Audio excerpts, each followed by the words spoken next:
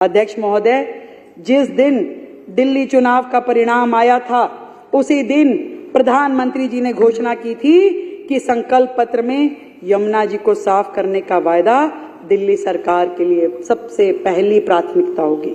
यमुना को साफ करना हमारी पहली प्राथमिकता है।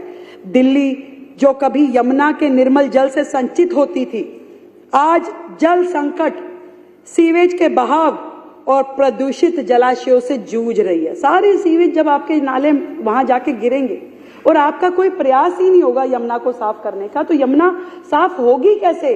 केवल झूठे वायदे, झूठी कस्में पिछली सरकारों ने खाई और पिछली सरकारों की उदासीनता ने दिल्ली की ना तो प्यास बुझाई, ना जल संकट को समाधान किया और यमुना जी को भी नाले के रूप में बना दिया गया।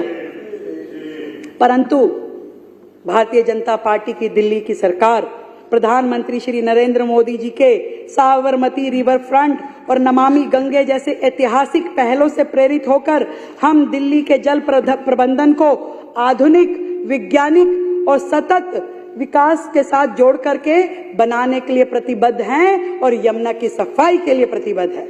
यमुना केवल एक नदी नहीं है, हमारे लिए एक नदी नहीं है, बल्कि ये हमारी सांस्कृतिक और ऐतिहासिक धरोहर है।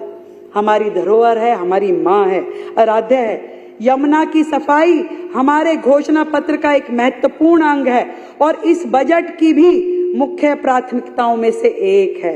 यमुना भारतीय सभ्यता के ताने बाने में बहती हुई जीवन रेखा है, हम सब के लिए जीवन रेखा है। लेकिन दुर्भाग्य है कि पिछली सरकार इसे स्वच्छ करने में विफल रही। हमारी सरकार निर्णायक कदम उठाएगी और लगातार यमुना जी को निर्मल और स्वच्छ बनाए जाने की दिशा में काम करेंगे। इसके लिए हमने 500 करोड़ रुपए की लागत से 40 डिसेंट्रलाइज